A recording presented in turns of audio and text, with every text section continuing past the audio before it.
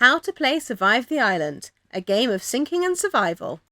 To win, get your most valuable meeples to the safe corners of the board before they meet their doom.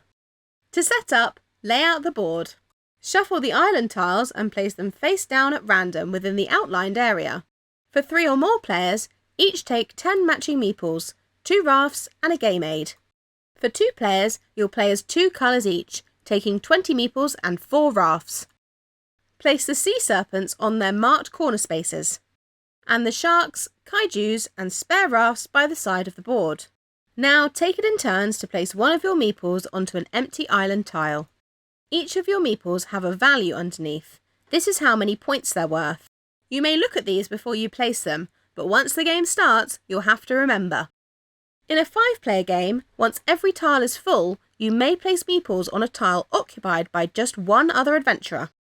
Finally, take it in turns to place 1 raft each on an empty water space adjacent to the island until everyone has placed them both. The last player to have returned safe from an island goes first, and play proceeds clockwise. On your turn, you'll perform 3 steps. First, you'll move meeples and/or rafts. Next, you'll sink an island tile. And finally, you'll roll the dice to move a creature.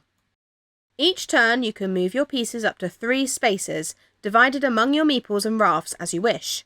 For example, you could move 1 meeple 3 spaces, 3 meeples 1 space, or a raft 2 spaces and a meeple 1 space. It's up to you. Meeples can move onto spaces occupied by other meeples.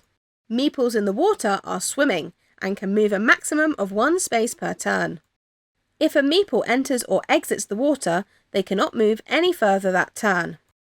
If a meeple moves onto a space occupied by a raft or vice versa, if there's room, they board it. Meeples can move between adjacent rafts if they wish. You can only move a raft if it's empty, or you control it by having as many or more meeples on board than each of your opponents. More than 1 raft cannot occupy the same space. You can't move your opponent's meeples, and you don't have to move if you don't want to. Once you move a meeple onto a corner island, it's safe. Don't turn it over until the end. After moving, you must pick a single tile to sink, starting with the sand if available, then the forest if not, and finally the mountains. Any adventurers on the tile are placed into the water beneath. After choosing a tile, secretly look at it. If it's red, immediately apply its effect before discarding it. You can find what each tile does on the back of the rulebook. If a tile is green, keep it face down in front of you. On future movement phases, you may use as many of the green tiles you have collected as you wish, in addition to moving. The only exception is the repellent tile, which can be used reactively. Once you've used a tile, discard it. In the rare case you have no adventurers left to rescue, sink 2 tiles instead of 1. Finally, roll the die. If the depicted creature is on the board, you must move it. At the start, there'll just be sea monsters, but sharks and kaijus will join as more tiles are revealed. Sea creatures move 1 water space and eliminate all rafts and adventurers on the tile it moves onto, discarding them from play. Sharks move 1 or 2 water spaces and eliminate any swimmers, but not rafts. Kaijus move 1 or 2 spaces on land and/or water. They destroy rafts, but not adventurers. If a kaiju enters a space occupied by meeples or monsters, they push meeples onto an adjacent tile and displace any monsters according to their movement rules. For example, if I moved this kaiju here, it would destroy the raft and bump these meeples into the adjacent tiles of my choosing. Multiple sharks and sea monsters can occupy the same space. However, nothing can enter a kaiju's space, apart from another kaiju, which would displace it.